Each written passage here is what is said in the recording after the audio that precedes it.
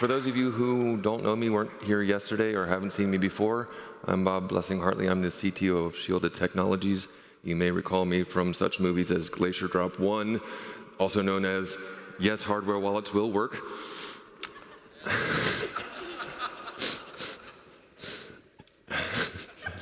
It's so true.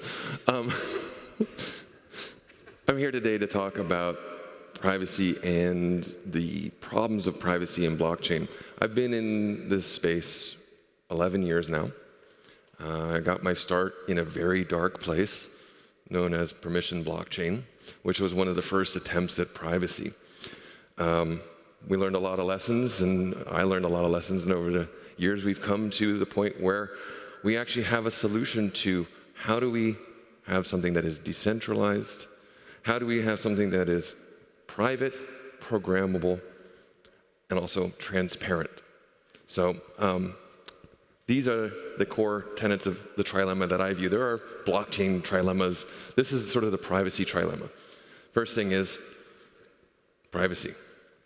We started off with Bitcoin and Ethereum and other blockchains that had everything in the world open. Everybody could see everything that happened. It sounds like a great idea, full transparency.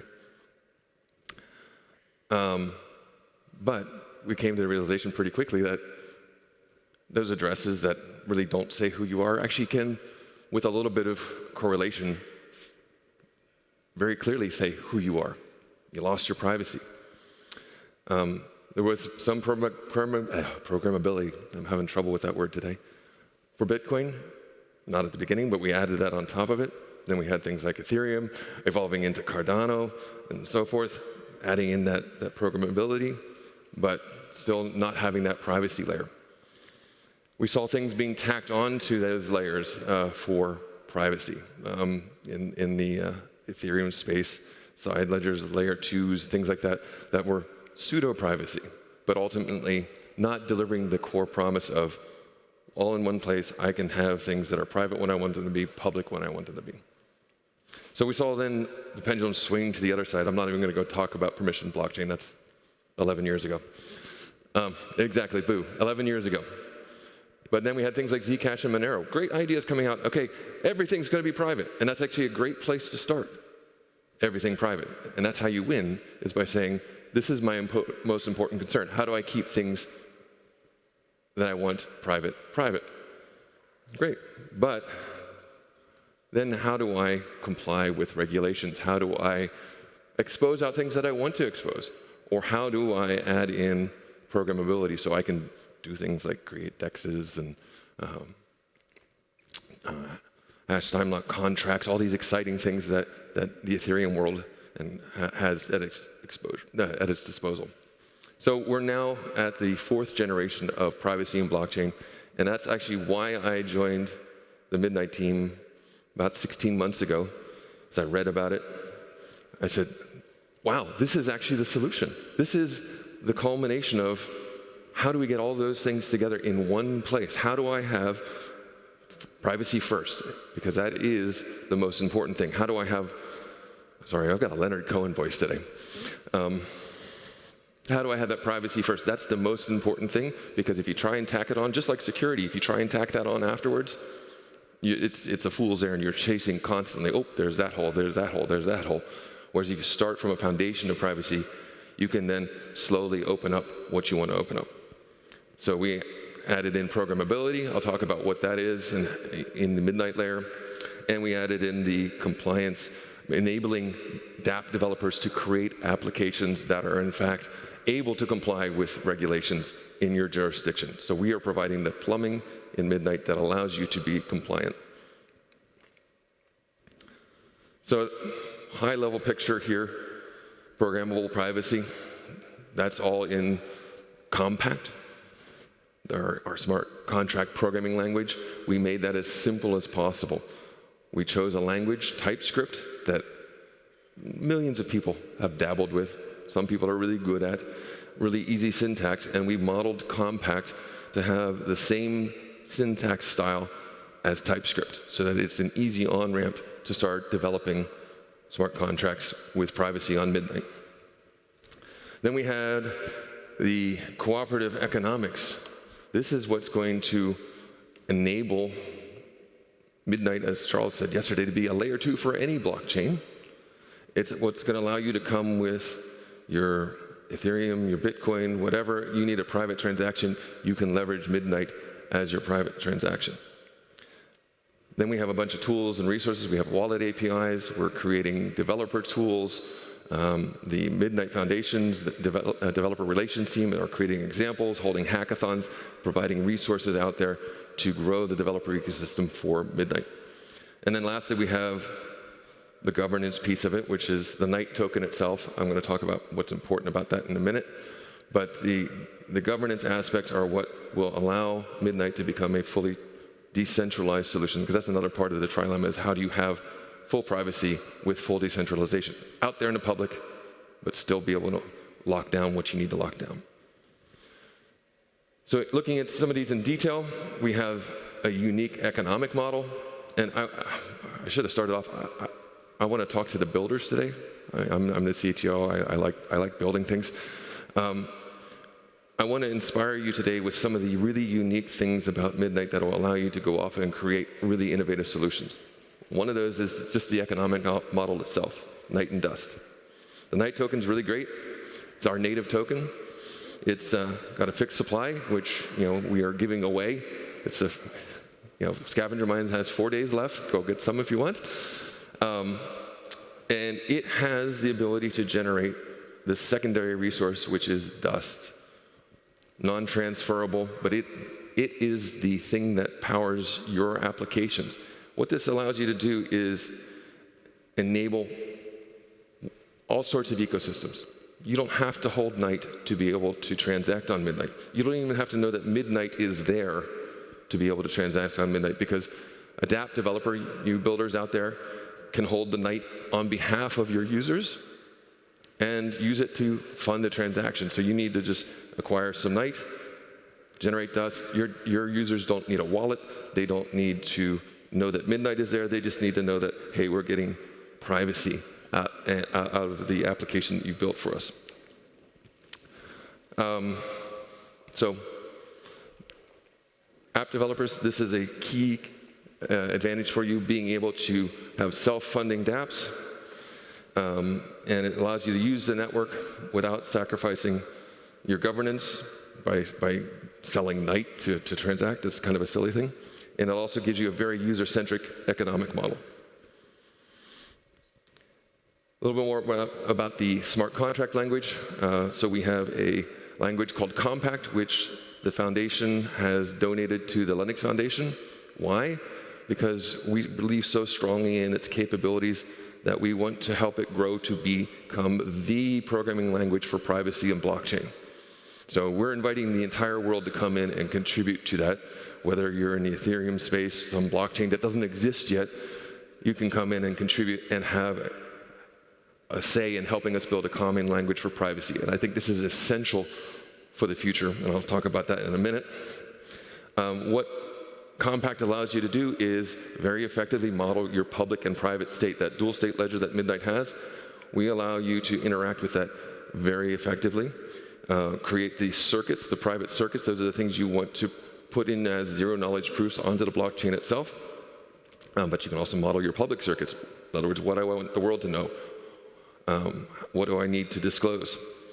And what this all gives you is provable computation on-chain without revealing the underlying data beneath it. It's an immensely powerful programming language. And those of you at the hackathon today are, I'm sure, having fun with this. What does this give you? So back to the point I want to make today. This is, if you take one point out of it today, you can build on Midnight things that you could not build before. Yeah. My last role at IBM, I was the chief architect for industry and regulatory compliance in the IBM systems division. That's a long. That means I know a lot about all these things on here. I mean, there's just so many things on here that dApp developers have to worry about. Privacy is the #1 thing that people have to worry about these days. It is not only a regulatory responsibility, it is a moral responsibility. So in Europe, or even outside of Europe, if you violate GDPR, you can be charged millions and millions of dollars for disclosing somebody's information. Wouldn't it be nice if you could say, I've got this, I've got it locked down, I'm starting from privacy, I don't have to worry about this, Midnight has my back. Right to be forgotten, part of GDPR. How do you do that? Well, you don't write it on the chain in the first place. That was one of the biggest problems, is how does blockchain deal with the right to be forgotten? Because once it's on chain, it's always there. That's the core tenet of it. Midnight allows you to write data about somebody that doesn't reveal who they are, therefore you do not have to forget them. That's really powerful. Just think about that for a minute. I'm not going to read through all these. I put a lot of eye charts up here. Why? Because I know people will look at them. I want to inspire you. These are just things that, I wrote this chart in 5 minutes, like from my experience at IBM. These are the things that I was kept up at night about, thinking, how do we protect this information? We now have a way to do that. We can enable you to build a regulatory compliant solution for any jurisdiction. Why? Well, I think we are at a crisis point. I don't want to scare people. Actually, I do, because I'm scared. I worry, what keeps me up at night is worrying about, have we opened up Pandora's box too much with the internet? Have we exposed too much? Can we close that back down? I think we can, and I think it's our mission to create the tools and the platforms to enable privacy and transparency where it's needed. We need to make it easy, and that's what we're trying to do at Shielded in collaboration with the foundation. We want to make it easy to have core infrastructure of privacy so that ordinary people don't have to think about it. That's how you win. That's how we win this privacy battle. I used to, at IBM, I would go up and I would say, be an awful shame if somebody hacked your data. You need to have this trusted execution environment. Not going to happen. And then people go, okay, what's it cost? And it's like, oh. So people would give up their security because it costs too much. Back to our economic model here. Dust, you can fund privacy for people easily. You can take the night that you claimed during Glacier Drop, that you have scavenged during Scavenger Mine, and use that to fuel your dApps so that nobody ever has to pay for a transaction on Midnight to use your application. It's really powerful. So this is a way in which we can push back that tide, and I'm going to have a call to action in a minute. First call to action is we have to fix this problem.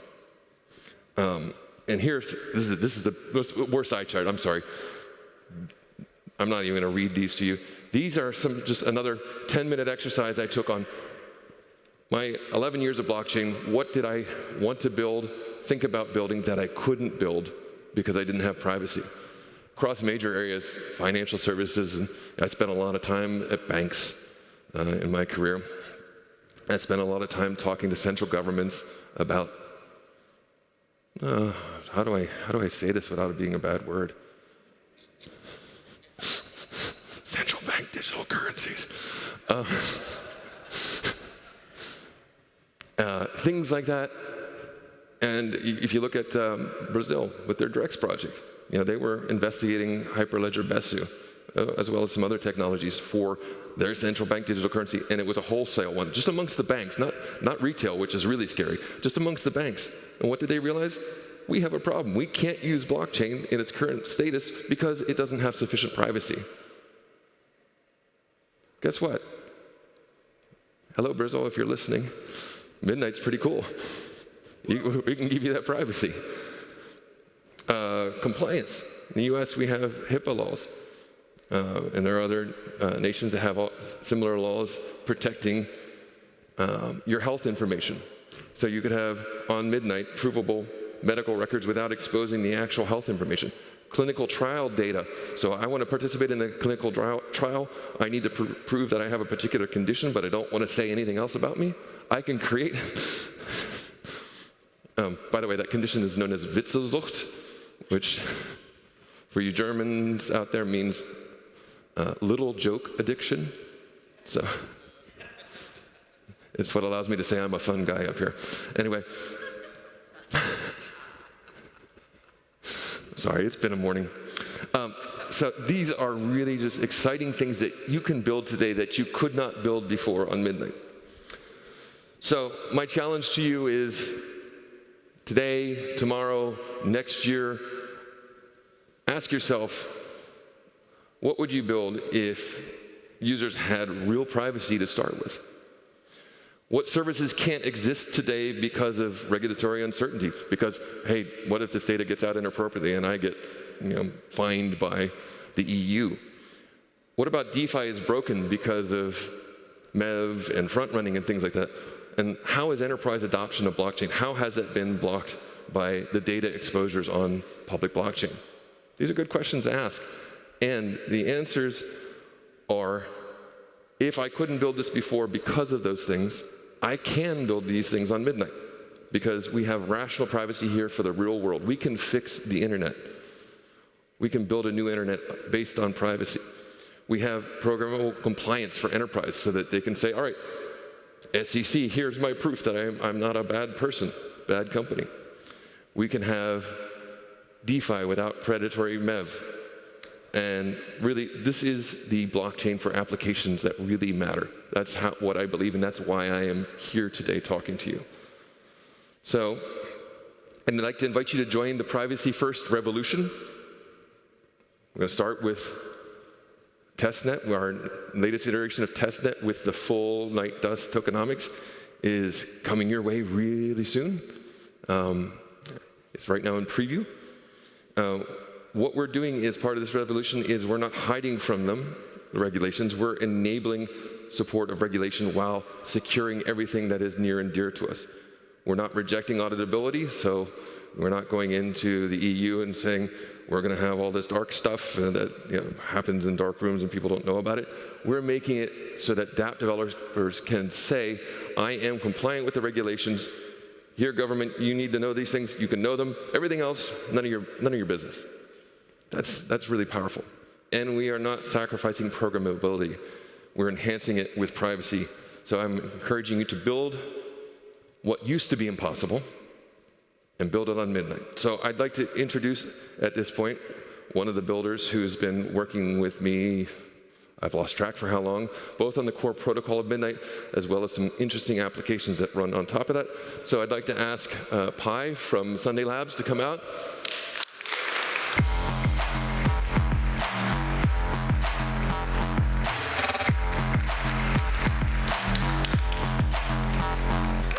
So Pi's been working on one of those new economic things that's really cool. So here, I think if I click, it's going to be. Here we go. We need the video. Or is it? No. Nope.